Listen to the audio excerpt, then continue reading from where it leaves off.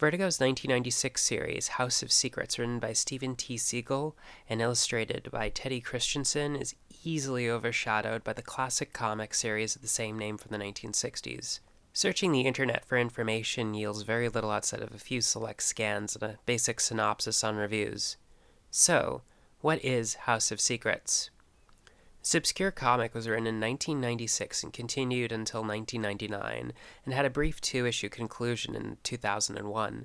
Very loosely based off the concept of the previously mentioned series, the 1996 Vertigo series follows the life of Rain, a teen runaway who finds herself in Seattle.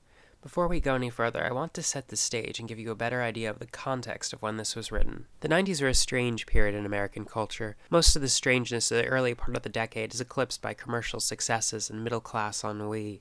The 90s are defined as that time between the collapse of the Soviet Union, thus ending the Cold War, and the cultural and political upheaval of 9/11. If I had to name two bits of media that showed off the difference between the early avant-garde artists breaking into the mainstream and the overly commercial media monotony, I'd pick MTV's Liquid Television skits and the documentary Cool Hunters. I'll leave links in the description so you can watch them at your leisure. The 1990s in Seattle was a formative time for the city.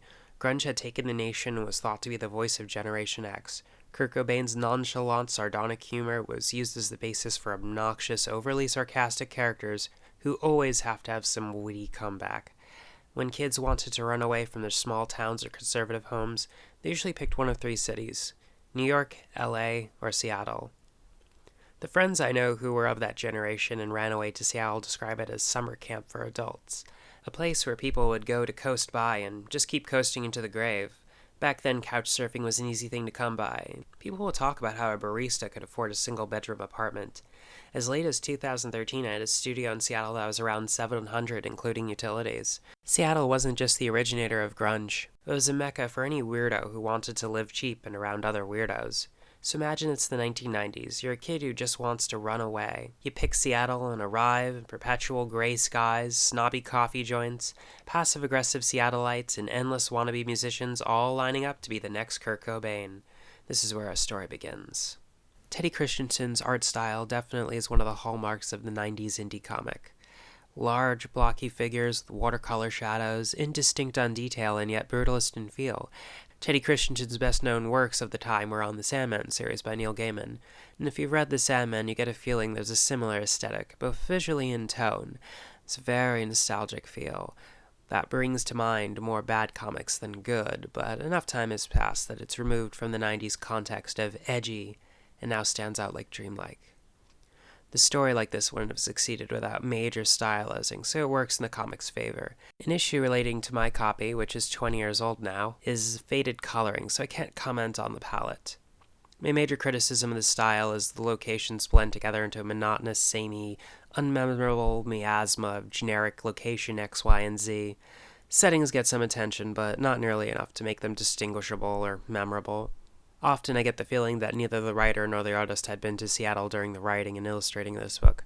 For example, neither the Pike Market nor even the Space Needle make an appearance. There's a throwaway line only a Seattleite would have catched. In one segment, Ray says the Bay when talking about downtown Seattle. A Seattle colloquialism for the Puget Sound refers to either the Elliott Bay, the body of water immediately by and below the Pike Market, or the Sound, which is short for the Puget Sound. It's a minor detail only a Seattleite would have catched, but it does damper the immersion a teeny bit. The comic centers around Rain, a teenage runaway. Rain is heading north from Portland after finding its hipness annoying. Hitching a ride into Seattle, Rain begins looking for a place to crash and wanders into her other characters. Rain as a character embodies a lot of the faults of the 90s, but in its own way, it paints a picture of a troubled runaway. Rain is sarcastic, always trying to throw in some mildly insulting witticism, a pathological liar. She might be a 90s caricature, but at the same time she's very much what a lot of insecure young adults tend to be when they first fend for themselves. She's trying to keep the wolves at bay by being unlikable. She's both incredibly dated cliché, and yet somewhat accurate to what a lot of young adults think that being an asshole is the same thing as having personality or like. She's unlikable, but sympathetic, and eventually you understand why she is this way. I need to mention at this point that I only have the Foundation volume. The story and characters continue on in further issues, and eventually I intend to buy the omnibus, but starting at around $80, it's way out of my budget for now. This is why I don't quite feel comfortable discussing the other characters and their stories. Don't get much detail in Foundation, but I'll do a quick assessment. Ben is the bassist in the grunge band Nightmare of Reason. There's not much you can say about him outside of one interaction with the promoter. One of Ben's bandmates royally fucks up a performance, so rather than take the gig's payment, Ben turns it down to stay on good terms with the promoter. Now, obviously, this wouldn't work in real life, but I imagine the writers want to believe that the music industry would appreciate honesty and integrity.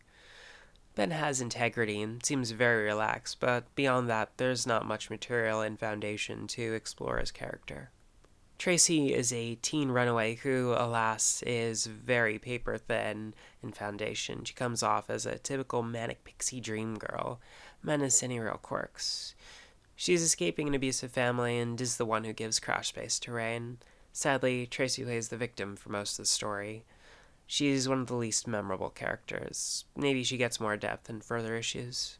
This finally brings us to the plot and the twist relating to the other cast members and the main arc of the story. You can skip to X on the time thingy for conclusion and whatnot. As I briefly stated before, Rain is a runaway hitchhiking to Seattle. Rain introduced her via a car ride where she compulsively lies bigger and bigger and can't seem to control herself. She then meets up with Tracy, along with Ben and a supreme douchebag, Eric. Eric feels like a bit of a jibe at punk and grunge frontmen, especially Kurt Cobain, but not so obviously on the nose that it's annoying. Tracy takes Rain back to an abandoned Victorian manor. This might raise a few red flags, as Seattle was only incorporated as a city in 1869, and the Great Seattle Fire of 1889 destroyed a good chunk of the city. Thus, unlike other parts of the country, buildings over 100 years old are a rarity, but I digress. Here's where the other characters and the supernatural plot come in. Rain is summoned to be a witness in an ethereal ghost court. The court comprises of Juris, a Roman senator in bust form, Neon, the court scribe, Digel? I have no idea how to pronounce this. Digel, the bailiff, Fulzer, the prosecutor, and finally Ruby, the defense attorney. Rain must bear witness to their trials to legitimize their rulings. Rain's seclusion is hijacked by Eric and Ben when Eric's writing block is cured by Rain's own terrible poetry. Rain is balancing then being a secret witness in the court of ghosts and being Eric's fling and writer. One night, Rain is called into the court to try a child, and Eric sexually assaults Tracy. Rain is unaware of this and remains blind to the fact for a while. Later, Rain disobeys the court by allowing an innocent man, who wrongly convicted without a witness to bind the judgment, escape the house. Everything comes to a head when Eric's finally put on trial for punishment for Rain's disobedience to the court. Eric's childhood trauma and eventually becoming an avid sexual predator are revealed to Rain, as well as the fact that he is HIV positive. Back in the 90s, this was a death sentence, as AIDS was the leading cause of deaths in the United States between the ages of 25 and 44. The drug regimen required to treat HIV was absurdly rigorous and required fistfuls of medication to be taken multiple times per day. This is before major programs were created to help curb HIV and treat people long before insurance covered these medications. Obviously, a homeless crust punk was not going to be getting any treatment. Enraged by this discovery, Rain personally shoves Eric into the fiery pit. However, Rain is accused by a nearby vagrant of murdering Eric. Rain returns to Ben's squad and expresses her regret and guilt to Tracy, and finally Rain departs to return to the house. There inside a closet, she confesses to the imaginary court in their head. She talks about her life, how she became a liar, and her abusive parents. She leaves the house finding no solace or catharsis in her confession. Thus ends Foundation.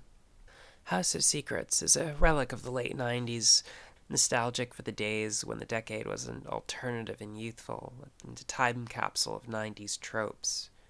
It longs to return to the age of squatting grunge, riot girl, and rebellion, of runaways and aimlessness, but like most media of the 90s, it misses the mark and becomes a caricature rather than a portrait of Gen X. On a side note, it overlooks that a great deal of runaways are queer, and given the time it was written, it's easy to see why they made this oversight. The supernatural elements work seamlessly to create a dreamlike sense. That reality is a fluid thing that can give way into nightmares. It makes the world surreal. It reminds me of the film My Own Private Idaho in that absurdist, esoteric way. Overall, House of Secrets' foundation is a mood piece rather than a story.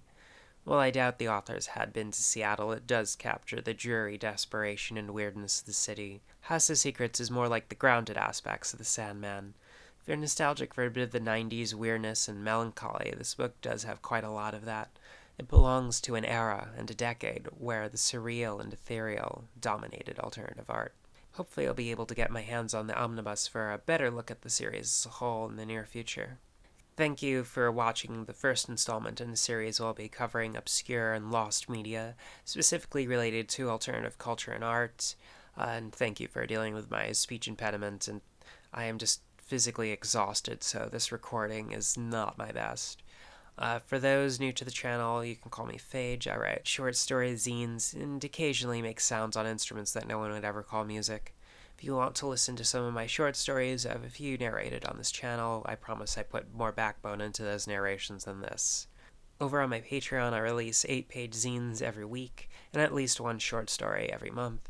Thank you for watching. Remember to unsubscribe, dislike, refuse to share, and hit me over the back of the head with a brick. Ciao.